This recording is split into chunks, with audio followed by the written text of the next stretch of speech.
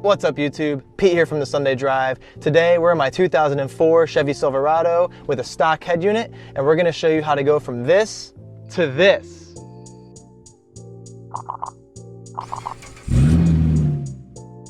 So today we're going to be installing the ATOTO A6 Pro double-din touchscreen Android Auto compatible head unit, which will also be having a rear view camera installed with, but that's going to be in another video, so be sure to check that out once we get to it. The link to that will be above and also in the description below of this video. Now, when installing a head unit into your car or truck, you're going to need to purchase some additional things as well. For instance, you're going to want to buy a plug-and-play harness to plug into the factory car radio wiring and wire up to the new head unit. The wiring harness kit will also come with an antenna adapter for GM vehicles in this case. You're also going to need a trim kit. In this case, we went with a Metra double-din installation kit and a Raptor wiring harness kit. Both of these things we highly recommend and can be found in the description of the video below. If you're interested in learning more about the ATOTO A6 Pro head unit, we're going to have another video that shows the unboxing and review of this particular head unit. So step one is insert your key into the ignition, position it into the accessory mode, and shift into first gear. This will get the shifter out of the way of the trim piece. You're also going to want to move the steering wheel down as far as you can go. Now you're going to pop off this outer trim piece.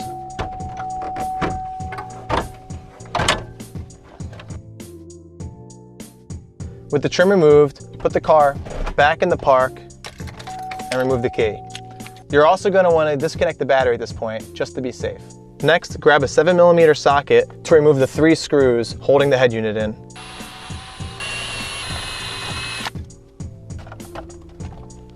With the head unit out, you can unplug the electrical connection by just squeezing, and you can also pull out the antenna. Before you get too involved in the process, you might want to make sure that the quick connect harness that you bought fits in to the plug from the car.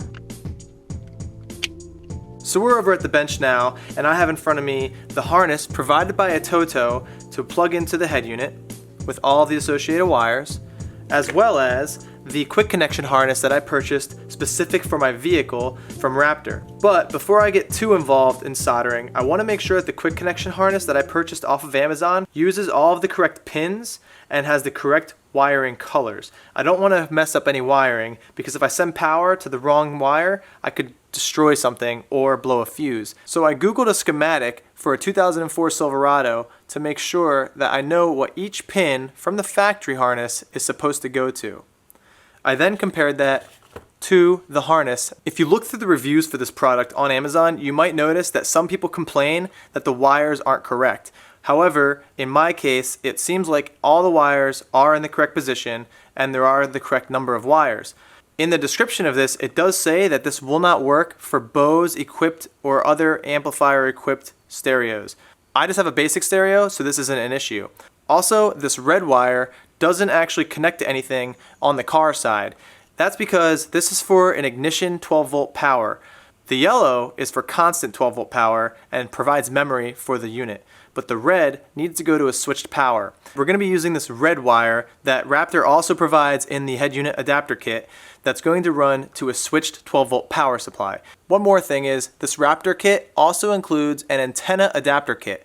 So this side will go into the head unit, and this female plug will attach to the male plug coming out of the factory car antenna. So after comparing the wires and being sure that everything's going to work fine, we can now start with the soldering process. So some things I have in front of me are a soldering gun, solder, some soldering flux, and shrink wrap.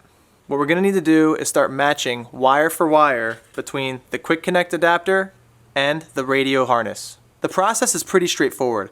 All you need to do is look at the pre-labeled flags on each wire that come from the radio and associate them with the quick connector harness. In order to find out which wire is which on the quick connector harness, look on the back of the bag that came with the Raptor harness. Since we're going to be shrink wrapping every single one of these wires, you're going to need to cut 13 short sections of shrink wrap. And don't forget to put that on before soldering your connections.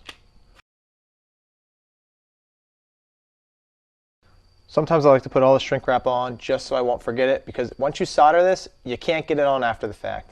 Now just start pairing up these wires with these wires. One thing to note is that the ATOTO A6 Pro comes with a harness that includes 18 wires. We're only going to use 14 wires though, so you're going to have to go through and figure out which ones you're not using. For instance, this pink wire is for the rear camera, so if you're going to be powering a rear camera, you're going to need it. If not, you don't need it. Also, this orange and black wire is for a steering wheel key, so if you're not using steering wheel controls, you're not going to need it. Ultimately, 4 of these wires aren't going to be used yet, unless you're installing the rear view camera, which we're going to be showing you in a later video. As you notice, it kind of can get a little unwieldy with all these wires and 2 loose connectors. So to make things easier, you can use a vise to hold one of the wires in position to free up a hand for the soldering gun. Also, it helps a lot to use flux to make the soldering much more smooth because it prevents the buildup of oxidation on the wires. Now, you don't have to do it this way, but I've always preferred to do things the correct way, which is soldering it so that I know that the connection is good and that for some reason, if I ever remove the head unit again, none of these wires will come unconnected. Now I'm going to be doing something a little bit different with the accessory ignition 12-volt wire that's coming from the head unit. I'm actually going to use the extension wire and run this to an ignition 12-volt wire down at the climate control of the truck. So we're back in the car with our brand new harness and our head unit, but what we need to do is find switched power for this 12-volt red wire. So we're going to remove the climate control and I'll show you which wire we'll tap into. These are just 2 more 7mm screws. There's these little tabs on each corner that you're going to need to release with the screwdriver. After releasing those, this will now come out. The wire we want to tap into with switched 12-volt power is on the bottom, and it's this thick brown wire plugged into the black plug. So we're going to use our posi tap, slide this over it.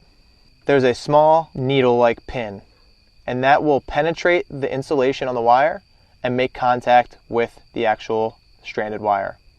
So screw this on, and you'll feel some resistance, and just keep going and get it on there all the way.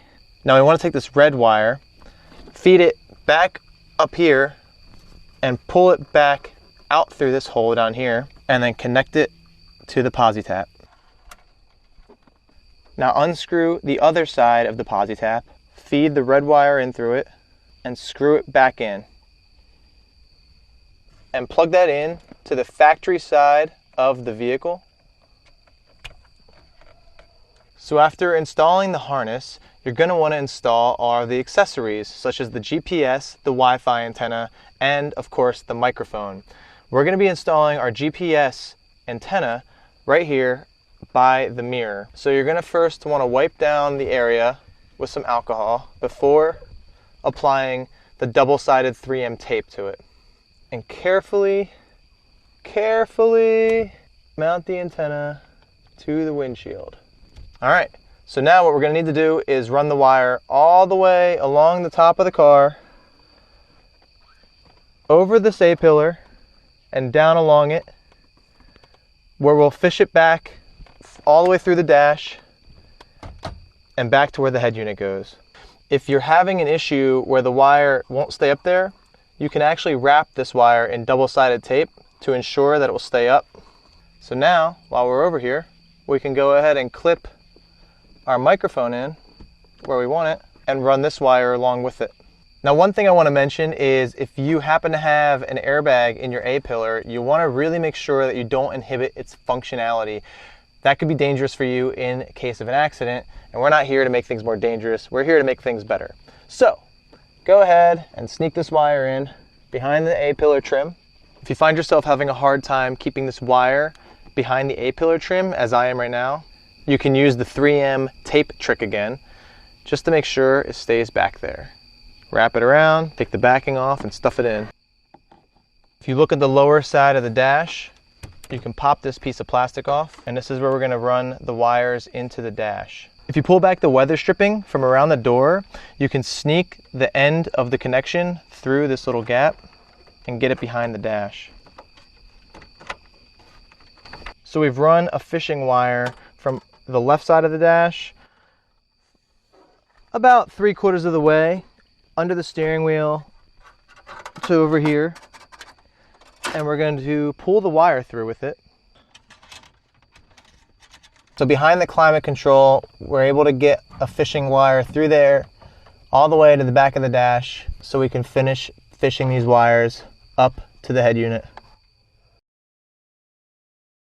So here's our 3 connections. As you can see, we have the microphone, the GPS, and we also fished up the USB during that final section. So the USB will be running under the dash, and then we'll finish that up and figure out where we want the connections to run. Finally, we need to run the Wi-Fi antenna. Now this also comes equipped with double-sided tape, just like the GPS antenna.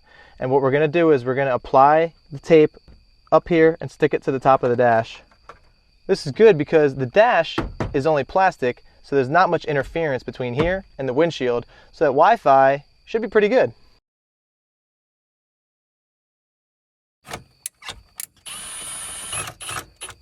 Plug in your antenna adapter that came with the quick connect harness. Now finally, we can take the head unit and start connecting everything to the back of it. Plug the antenna in, plug in the GPS, plug in the Wi-Fi, the external USB ports, and the speaker harness.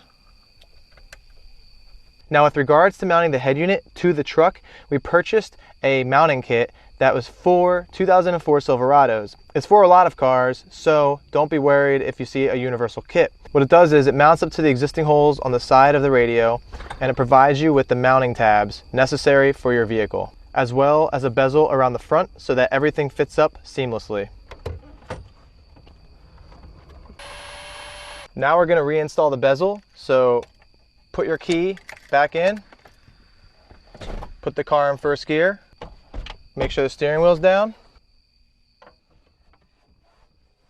So there you go. That is how you install a head unit in a 2004 Silverado. In this case, a double DIN Android head unit. This process should be identical for almost all second-gen Silverados. Not only that, but most vehicles of this era by GM, such as Blazers, Yukon, Suburbans, Sierras, a lot of other vehicles. In a following video, we'll be showing the full review of the ATOTO A6 Pro so that you can get our full feedback of how we like this head unit and how it performs for around the $250 price range.